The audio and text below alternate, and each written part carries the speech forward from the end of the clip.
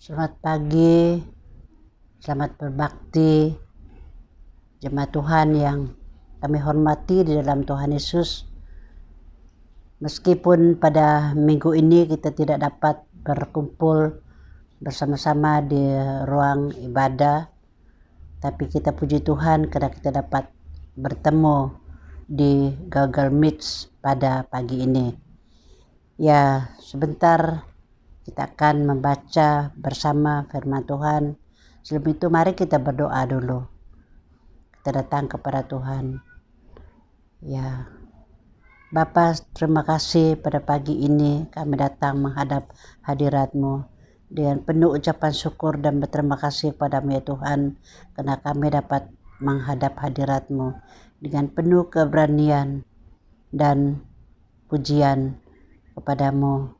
Kami sangat berterima kasih ya Tuhan, karena kami dapat diperbolehkan untuk merenungkan firman Tuhan bersama-sama pada pagi ini. Engkau memberkati firman-Mu, Engkau memberkati jemaat-Mu yang akan mendengar firman Tuhan bersama. Dan pada pagi ini Tuhan, kami diberkati, kami dikuatkan, kami diteguhkan oleh firman-Mu. Tuhan, terima kasih. Dengar doa hamba dalam nama Yesus. Saya mohon semua ini. Amin. Ya, pembacaan kita terambil daripada Injil Markus pasal yang kedua, ayat 13 hingga 17. Ya, saya akan baca bagian itu ini buat kita. Injil Markus 13 pasal 2 ayat 13 yang berkata demikian. Sesudah itu Yesus pergi lagi ke pantai danau, dan seluruh orang banyak datang kepadanya, lalu ia mengajar mereka. Kemudian ketika ia berjalan lewat di situ, ia melihat Lewi anak Alfius duduk di rumah cukai, lalu berkata kepadanya, "Ikutlah aku." Maka berdirilah Lewi lalu mengikuti dia. Kemudian ketika Yesus makan di rumah orang itu, banyak pemungut cukai dan orang-orang berdosa makan bersama-sama dengan dia dan murid-muridnya, sebab banyak orang yang mengikuti dia. Pada waktu ahli-ahli Taurat dari golongan Farisi melihat bahwa ia makan dengan pemungut cukai dan orang berdosa itu, berkatalah mereka kepada muridnya, "Mengapa ia makan bersama-sama dengan pemungut cukai dan orang-orang berdosa?" Yesus mendengarnya dan berkata kepada mereka, "Bukan orang sehat yang memerlukan tabib, tetapi orang sakit. Aku datang bukan untuk memanggil orang benar, melainkan orang berdosa." Ya, sebagai pokok daripada pembacaan kita pada pagi ini yang berkata sahabat orang berdosa. Ya, sahabat orang berdosa. Yesus datang ke dunia ini dengan maksud menyelamatkan orang berdosa, dan ia sangat mengasihinya, dia sangat menghargainya dan juga menjadi sahabat mereka. Yesus adalah anak Allah, tak berdosa, manusia penuh dosa dan menuju kehancuran. Mereka tercerai-berai, tetapi Yesus mengambil inisiatif dan mengadakan persahabatan. Maksud kedatangannya ke dunia ini adalah menyelamatkan orang berdosa. Sebab itu ia berbicara kepada orang banyak, dan ia memanggil pemungut cukai seperti Lewi untuk mengikutinya dalam ayat 14 Markus 2 tadi. Dan ia menumpang di rumah Zakheus yang digambarkan sebagai orang berdosa. Lukas 19 ayat 1 sampai 10. Kita akan membaca bagian itu. Maka ia makan bersama-sama orang berdosa. Markus 2 ayat 16. Yesus tidak pernah bekerja di luar orang-orang yang hendak diselamatkan. Ia menghargai persahabatan dengan mereka. Ya, kita ingat tentang kawan-kawan kita yang kita miliki. Ya, banyak orang yang berkumpul dalam suatu perkumpulan karena ada keuntungan bersama. Ya, misalnya membantu si B sewaktu orang ini ditimpa kesusahan, karena dalam pikiran si dia juga memerlukan bantuan B jika dia di dalam keperluan kemudian. Ada juga persahabatan yang lain, ya. Jika dia banyak teman dan bisnisnya akan maju, ya, kan banyak orang yang mendukung dia, ya, tapi yang membeli barang jualannya, ya. Dan juga bila dia banyak teman, bila ada acara yang diadakan, misalnya perkawinan anaknya, banyak orang hadir di dalam perkawinan anaknya itu karena dia mempunyai banyak teman ataupun karena dia diketahui oleh banyak orang, ya. Ini yang terjadi jika kita mempunyai banyak teman, ya, kita akan bisnis akan maju, ya, banyak orang datang di dalam acara yang kita kendalikan atau adakan karena kita dikenal dan kita diketahui oleh banyak orang. Tapi kita tahu bahwa Yesus bukan demikian, ya. Yesus bersahabat dengan orang bukan dengan satu maksud. Itu diumpamakan dengan dua orang yang sakit kronik, ya. Seorang yang sakit kronik ini mengaku keadaannya, tetapi yang satunya tidak. Dan siapa yang mendapat pengobatan ataupun yang diberi pertolongan daripada penyakitnya itu, melainkan dia yang mengaku keadaannya.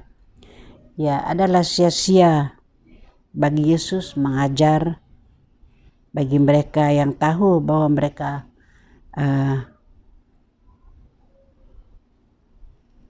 mengaku dirinya benar, ya.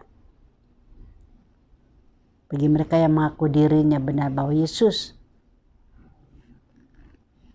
sia-sia, ya, mengajar mereka karena mereka mengaku bahwa mereka benar.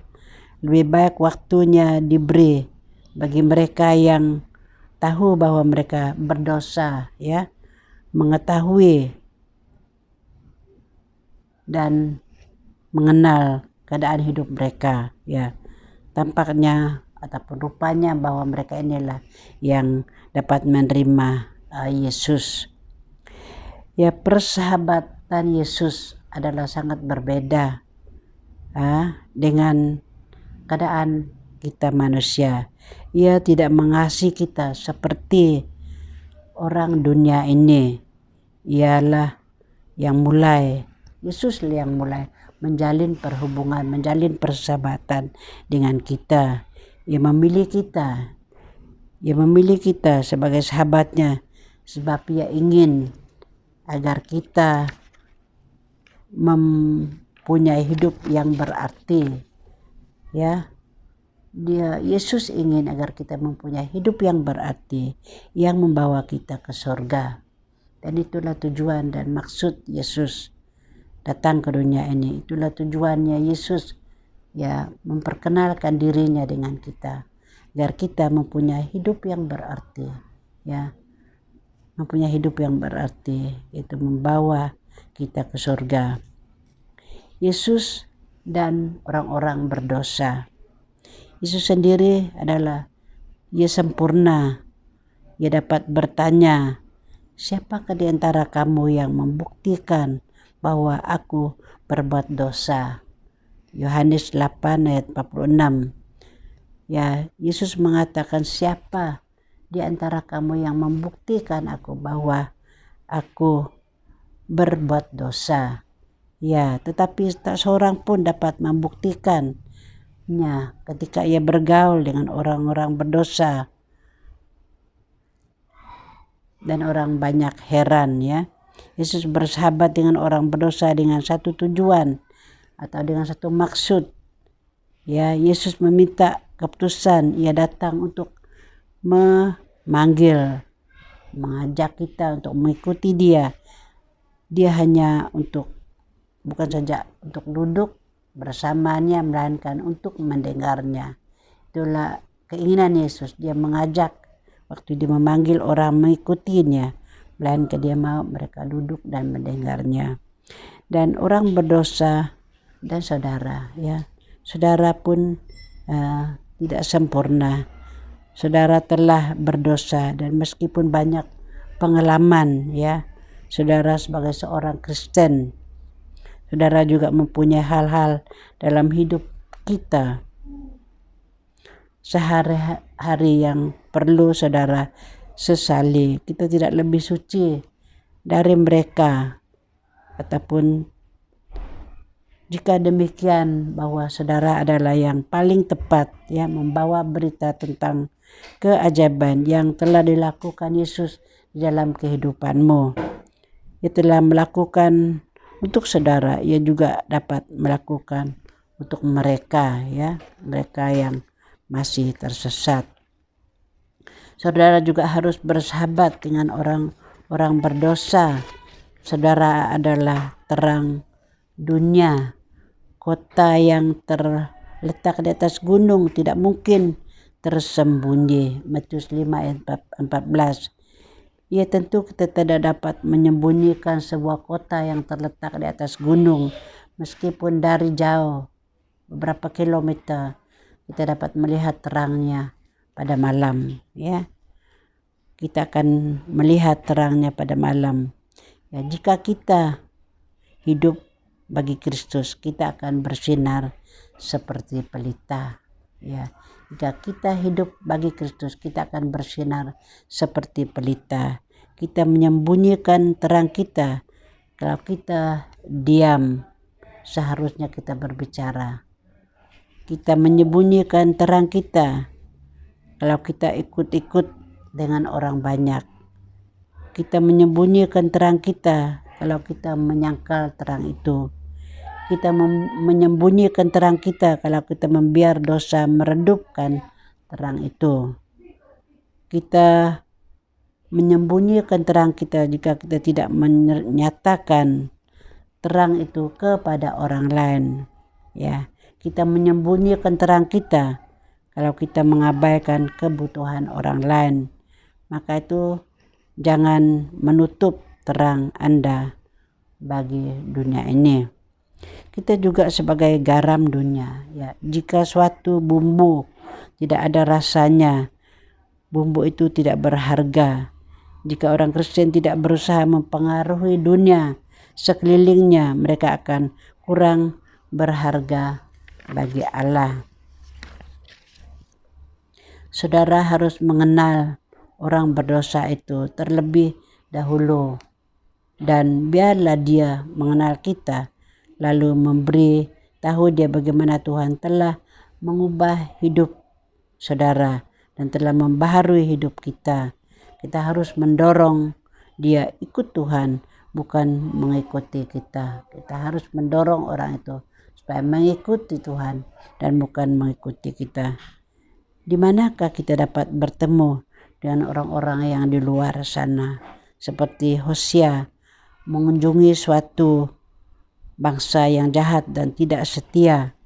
Ya, mari kita baca dalam kitab Hosea ya, kitab Hosea pasal yang ke-14. Apa yang dikatakan oleh Hosea di sana? Hosea pasal 14, kita baca ayat 2 yang berkata demikian, bertobatlah hai Israel kepada Tuhan Allahmu, sebab engkau telah tergelincir kena kesalahanmu. Bawalah sertamu kata-kata penyesalan dan bertobatlah kepada Tuhan. Katakanlah kepadanya, ampunilah segala kesalahan sehingga kami mendapat yang baik, maka kami akan mempersembahkan pengakuan kami. Lalu ayat 5, aku akan memulihkan mereka dari penyelewengan. Aku akan mengasihani mereka dengan sukarela, sebab murkaku telah turut daripada mereka. Dan inilah ajakan ya yang telah diberi oleh Tuhan melalui Hosea kepada umatnya. Dan kita juga ingat bahwa bagaimana seorang murid Yesus yang bernama Andreas ya. Andreas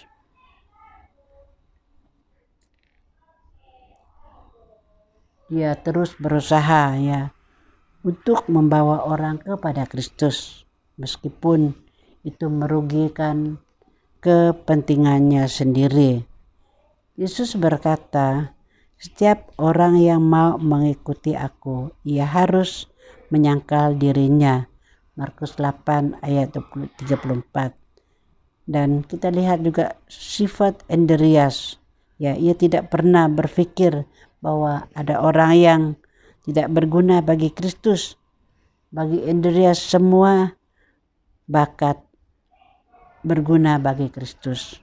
Kita harus percaya sungguh-sungguh bahwa Kristus dapat mempergunakan bakat yang ada pada kita. Ya, bila kita membawanya kepadanya. Ya, Yesus dapat mempergunakan apapun bakat yang ada pada kita.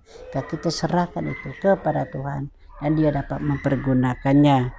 Ya, kita melihat bagaimana Andreas dia mempunyai sifat yang terbuka. Dia tidak senang menyendiri seperti kebanyakan orang Yahudi. Misalnya satu ketika di mana suku Lun Bawang ya, satu rombongan yang telah pergi ke Filipina, mereka telah membawa beberapa orang dari Filipina datang ke Lawas dan mengunjungi daerah Terusan Ulu. Dan waktu rombongan ini datang ke daerah Terusan Ulu, mereka sangat heran melihat budaya kita yang begitu terbuka dan ramah. Ya, mereka sangat heran dan mereka diberkati. Ya, tentu saja tidak ada tempat dalam Injil ya untuk sikap yang tertutup itu. Injil keselamatan berlaku bagi setiap orang yang mau menerimanya. Maaf.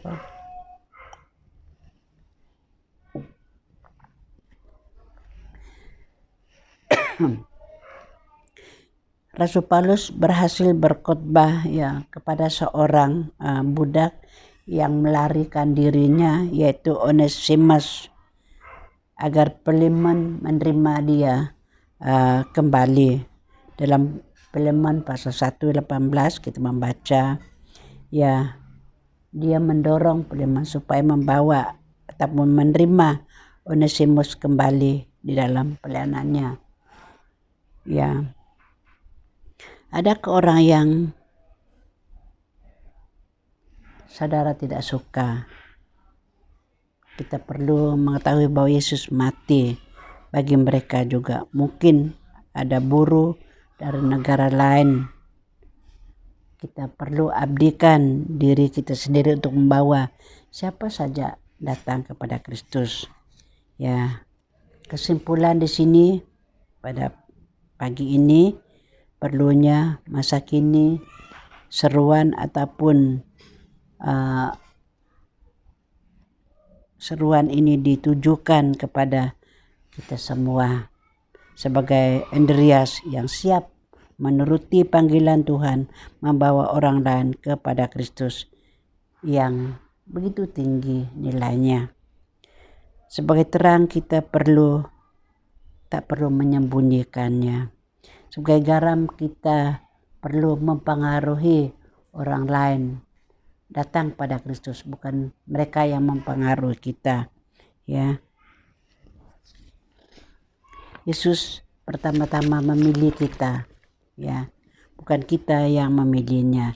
Yesus telah mengubah hidup saudara dan bawalah orang lain untuk mengenal Tuhan, untuk bertemu dengan Dia. Karena itulah kewajiban kita sebagai orang yang telah percaya kepada Tuhan. Bagaimana kita melihat teladan Yesus ketika di dunia ini dia bersahabat dengan Zekius, dia bersahabat dengan orang-orang berdosa.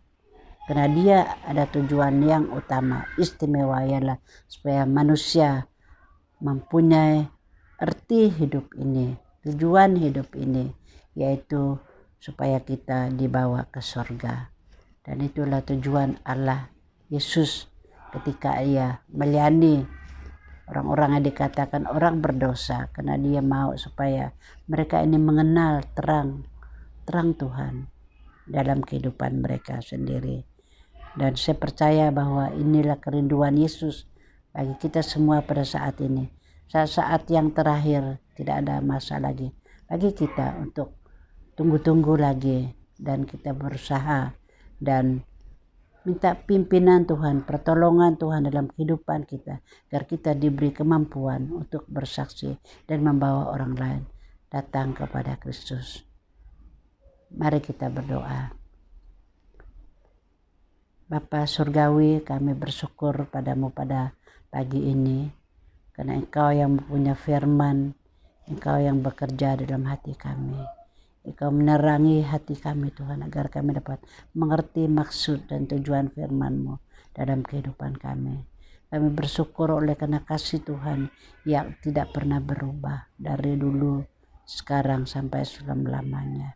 Engkau sama hari ini, dan Engkau ingin Tuhan agar kami tetap melaksanakan tugas tanggung jawab kami sebagai orang yang telah percaya dan telah diselamatkan oleh anugerah-Mu. Tuhan memberkatilah jemaat-Mu, beri kami kekuatan, beri kami kemampuan Tuhan di dalam kami hidup percaya kepada Engkau, mentaati Engkau Tuhan. Oh Tuhan, kuatkanlah kami, teguhkan iman kami Bapa, supaya kami dapat melihat lebih luas lagi kepada jiwa-jiwa yang masih belum mengenal Engkau.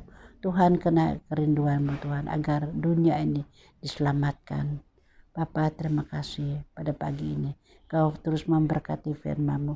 Biar Engkau terus berbicara ke dalam hati kami, agar kami tetap jadi saksi-Mu sampai Tuhan datang. Terima kasih Bapa, dalam nama Yesus kami berdoa dan mengucap syukur. Amin.